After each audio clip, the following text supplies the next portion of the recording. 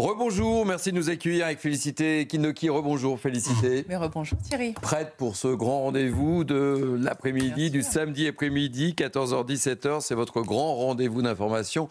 180 minutes info week-end, 3 heures pour se poser, décrypter, analyser avec nos deux invités du jour. Karima Brick, fidèle de l'émission. Rebonjour Karima. Thierry. Et j'accueille beaucoup de plaisir, et nous accueillons avec beaucoup de plaisir Benjamin Camboulive, porte-parole alternative police CFDT. C'est ça, bonjour. Soyez les bienvenus. Merci. Et bonne année à vous. Merci. Benjamin Camboulive, ce qui est important de souligner, c'est ce rôle de ces influenceurs. L'un des deux a 400 000 abonnés.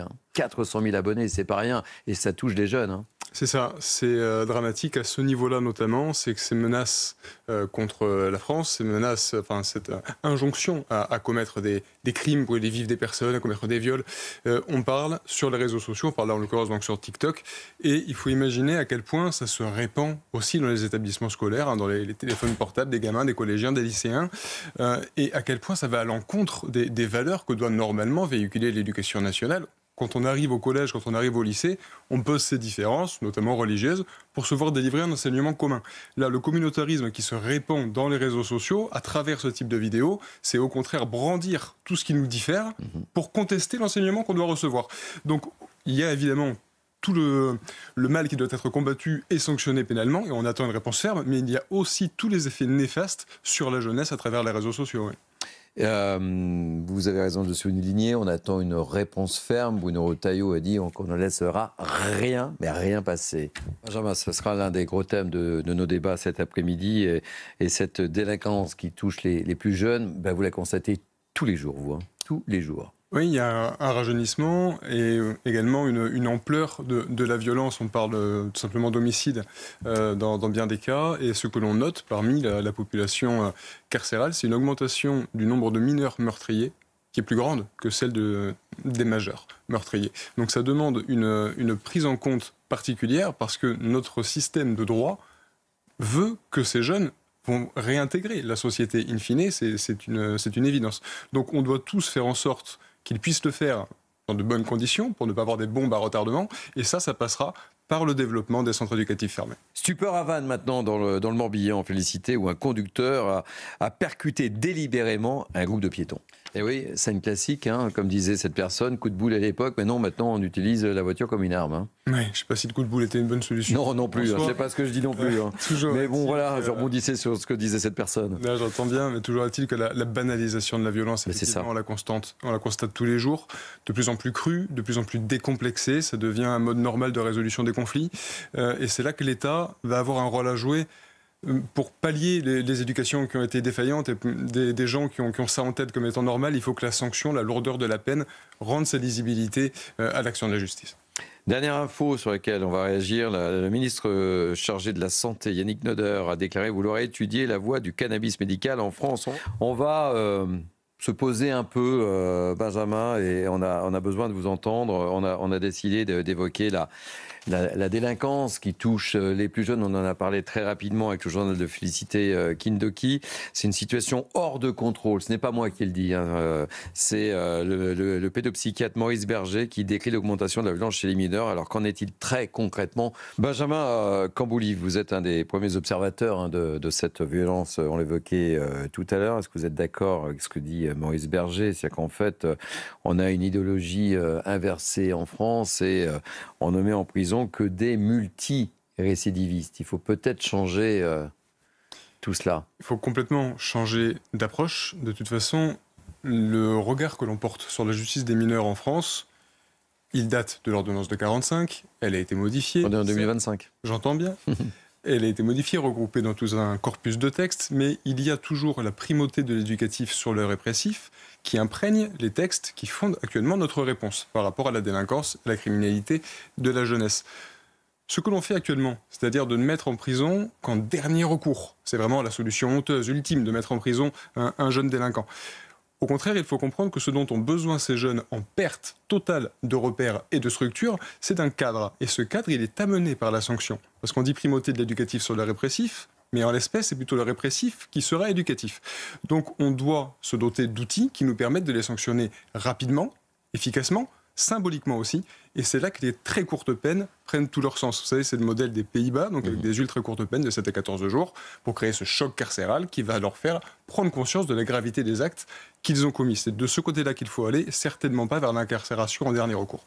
On va vous amener dans une ville que vous connaissez bien, c'est la ville de Marseille. Et pour essayer de comprendre la psychologie de ces jeunes, qu'est-ce qui les amène à franchir le pas de cette délinquance ou de cette violence, appelez ça comme vous voulez. Benjamin, j'aime beaucoup ce reportage parce qu'il y a beaucoup de messages, beaucoup de paroles qui sont prononcées, notamment ce jeune qui dit il faut de l'amour pour bien grandir. Et on en revient encore au rôle des parents, parce que c'est ça, le rôle de l'éducation des parents.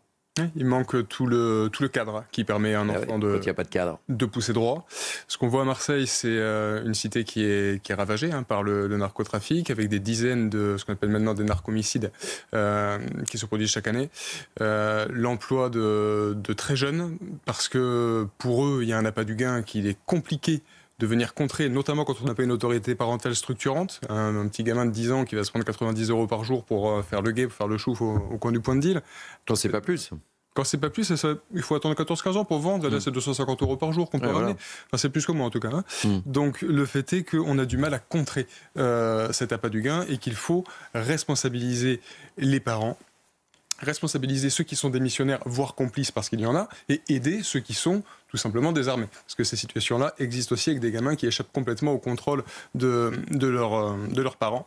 Et c'est là que l'État a un rôle réellement global à jouer et ne doit pas se reposer uniquement sur le régalien, l'axe police-justice pour contrer tout ça. Il y a l'éducation nationale qui est empêchée dans son action et qui pourtant doit amener une forme de structure, notamment à ceux bien qui n'en ont pas. Il y a le ministère de la Santé qui doit avoir un message et matraquer une communication massive sur les dangers de la consommation de drogue, sur les schizophrénies latentes révélées par l'usage de cannabis.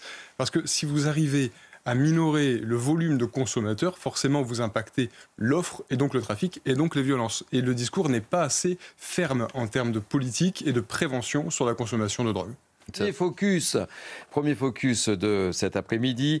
On va prendre, je vous le disais, la direction des Alpes-Maritimes. On va aller à Breil-sur-Roya. Pourquoi ?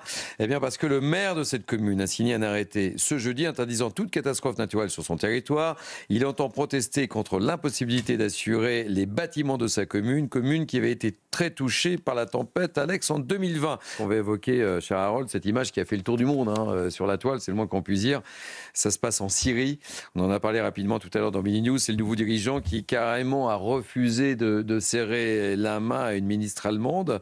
On va voir cette séquence. Donc, il la regarde, mais évidemment, voilà, il lui serre pas la main. C'était, je resitue la chose, lors de l'arrivée des ministres français et allemands des Affaires étrangères à Damas, accueil donc un peu contrasté. Tonel Barrot, lui, a eu droit à un serrage de main, mais que nenni pour l'homologue allemande. Deux mots, Benjamin, très rapidement avant la pause pub. Ne jamais s'habituer à ce genre d'image parce que ça prend 2 secondes à faire, mais c'est lourd de sens. Si on veut transmettre nos valeurs, il faudra toujours les défendre. C'est un beau message en tous les cas. Les 2 Algériens sous OQTF, interpellés en flagrant délit de vol à 2 reprises félicités, ont été condamnés hier en comparution immédiate. Ça sera l'un de nos thèmes cet après-midi. Benjamin, réaction. Quelques mots sur cette affaire, simplement dire que c'est pas forcément la fin du feuilleton, dans la mesure où que ce soit une OQTF ou une interdiction du territoire français, tout ça est soumis à l'obtention des laissez-passer consulaires et qu'on n'aura pas plus de facilité à l'obtenir dans ce cadre-là que dans le précédent. Néanmoins, ce qu'il y a toujours de bien, c'est qu'au moins, là, il y ait une vraie sanction pénale qui soit tombée, ne serait-ce que par respect pour les collègues qui interviennent et qui prennent des risques pour interpeller ces personnes. Raison de le rappeler. Qu'ils se retrouvent libérés pour rien, c'est quand même compliqué. Et au niveau des victimes aussi. Qu'est-ce qu'on leur dit quand on a ces personnes qui commettent les vols à la roulotte dans la deuxième affaire alors qu'ils n'avaient rien à faire là? Benjamin Camboulive, c'est pas un hasard si ces influenceurs choisissent TikTok parce que ce sont des cibles fragiles, ces gamins. C'est pour retourner l'esprit, c'est plus facile. C'est ça, c'est plus facile. C'est que vous avez des jeunes qui sont coupés du monde républicain comme nous on l'entend, de nos valeurs, qui sont bien souvent dans une forme d'échec scolaire et qui vont trouver à travers ce type de propagande, puisqu'on parle de ça, eh bien une manière d'exister, une manière de gagner en consistance. Le travail, il est effectivement au niveau de l'éducation nationale, comme on en soulignait à l'instant. les faiblesses, pas des faiblesses coupables, des faiblesses de moyens, de potentialité. C'est-à-dire qu'il n'y a pas dans les écoles, dans tous les établissements scolaires, suffisamment d'adultes pour encadrer tous ces jeunes. C'est pas tellement un manque de professeurs, c'est un manque d'adultes pour mettre un cadre, une structure, une autorité. Une autorité qui n'est pas à la maison, une autorité qui est difficilement rencontrée dans les tribunaux. Il faudrait au moins qu'elle soit à l'école pour nous fabriquer des gamins, des futurs citoyens aptes à s'épanouir dans une société de façon à peu près apaisée. Là, dans un tout premier temps, maintenant que cette personne est interpellée, ce qu'il faut attendre, c'est par la voie de la justice, une condamnation qui soit très ferme et qui vienne par là même imposer nos valeurs, rappeler nos valeurs et montrer à quel point nous y tenons et nous les défendons. Ça, c'est un vœu pieux. Ça serait bien, hein, dans l'absolu, évidemment. Benjamin Combolif, je me tourne vers vous. Ça doit vous faire plaisir. Parce que, évidemment, pour vos collègues qui étaient intervenus la première fois, c'était comme là aussi un sacré pied de nez. Hein. Oui, c'est déjà mieux que là, il soit... C'est mieux. Voilà, c'est mieux, mais c'est loin d'être parfait, dans la mesure où on n'a pas les laissez-passer consulaires pour donner une véritable... Non, mais ils sont en prison déjà. Là. Déjà, dans un premier temps, ils sont en prison. Non, ce qu'il faut, c'est qu'on ait les moyens de se doter d'un système efficace avec les centres de rétention administrative, avec les laissez-passer consulaires. Et tout ça, ça va demander une budgétisation pour nous permettre d'enfin être efficace, amener une réponse. Vous imaginez, Benjamin Combolif, ça fait presque 30 minutes qu'on parle d'affaires d'OQTF. Ça nous dit quelque chose de la situation de la France quand même. Et très peu de médias parlent autant de ces histoires. Hein. Ça passe comme ça, là. Mais mine de rien, c'est ça la réalité aussi. Hein. Oui. Et ça démontre beaucoup de choses, je trouve.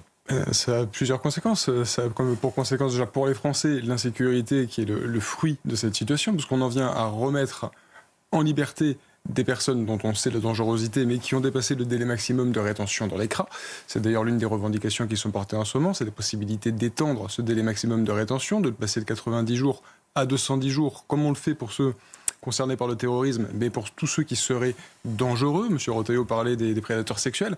Je dirais tous ceux qui sont une source de danger pour les citoyens doivent être écartés de la voie publique. Et puis la conséquence directe que ça a aussi, qu'on ne sache pas, qu'on ne soit pas en mesure de bien gérer ces expulsions, c'est pour mes collègues dans les centres de rétention administratifs. Puisque dans un objectif louable, on conserve dans les CRA les détenus les plus dangereux, ça vous fait une population de retenus, et non pas de détenus, mais qui est similaire à la population carcérale. Alors qu'ils ont des droits qui sont supérieurs, puisqu'ils ne sont que sous le coup d'une mesure administrative, donc ils ont droit par exemple au téléphone, et mes collègues sont confrontés à une situation très, très, très dure à encadrer au quotidien. Et ça ne peut qu'empirer si on augmente les délais de rétention sans pour autant permettre de renvoyer ces personnes chez eux. On va évoquer avec vous, je voulais qu'on parle de la santé, mais on ne va pas avoir le temps parce qu'on a beaucoup de sujets. Justement, les sondages, c'est la conséquence de tout cela, de sondages. 86% des Français pensent qu'Emmanuel Macron devra nommer un autre Premier ministre en 2025. Bon courage, et ça c'est un sondage au-deçà Backbone pour le Figaro. C'est encourageant pour monsieur... Bayrou. Il y a un autre sondage que j'ai oublié de vous rappeler, Élodie. Êtes-vous favorable à opposer la démission d'Emmanuel Macron et de ses fonctions de président? La réponse, elle s'affiche, mais je vais vous la donner. Réponse oui, 61%. Réponse non, 38%. Tout cela est très encourageant. Benjamin Combolif. Oui, écoutez, lutte contre le narcobanditisme, lutte contre le terrorisme, moyens pour la justice, moyens pour la police. La santé, je voulais en parler, mais on n'a pas le temps. L'éducation, les sujets sont nombreux, ils sont décisifs, et c'est quelque chose, au bout d'un moment, que l'on doit, je pense, aux Français, c'est ce minimum de stabilité gouvernementale pour aller au bout des projets. Il y a une histoire de saisie de plus de 2 tonnes de cocaïne sur le port du Havre. Et je précise que Bruno Retailleau a dit la guerre contre le narcotrafic s'intensifie de jour en jour, Benjamin. Oui. Objectif numéro 1. L'objectif numéro 1, un objectif qui demandera, entre autres, de comprendre que le stupéfiant, c'est à la fois des infractions classiques, de fabrication, de transport, de vente, les infractions connexes de blanchiment, de corruption, de violence, de s'attaquer également au point d'entrée. Donc là, on voyait le port au Havre. On ne peut pas avoir, si vous voulez, des effectifs qui soient présents partout, tout le temps. Donc ce sont forcément des contrôles qui sont aléatoires et ça peut laisser rentrer. Donc nous, on doit également avoir, c'est le tout travail du gouvernement, un parquet national anticriminalité organisée pour prendre de la hauteur, une vue d'ensemble sur tout le phénomène du narcobanditisme, en veillant à avoir les effectifs et les moyens suffisants pour ne pas créer une coquille vide. Autre affaire qui m'a un peu interpellé également, quand on sait que Gérald Darmanin veut des opérations place nette dans les prisons, c'est cette saisie de 1 kilo de cannabis qui ont été découvertes, tenez-vous bien, dans des cartons de fromage râpé, mais on a également trouvé des cartes SIM, des cigarettes électroniques. Réaction, Benjamin. Ouais, la porosité des prisons, c'est un fait. C'est-à-dire qu'il y a des téléphones, il y a de la drogue, il y a des armes. On l'a encore vu avec la prise d'otages hier. Tout ça est une réalité. Mais mettre ça sous le dos, sur le dos de la corruption, et il faut comprendre ce qu'on entend par corruption. La corruption, si c'est des menaces contre votre famille, contre vos enfants, contre vous-même, une pression constante, une insécurité totale.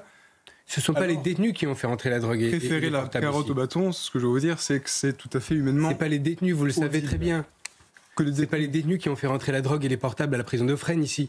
Mais c'est tout l'enjeu de ce que je vous explique. Si c'est un phénomène de corruption et de pression, on ne peut pas reprocher à la personne d'y avoir cédé. C'est un business. Alors c'est un business dans certains cas, dans d'autres cas c'est contraint.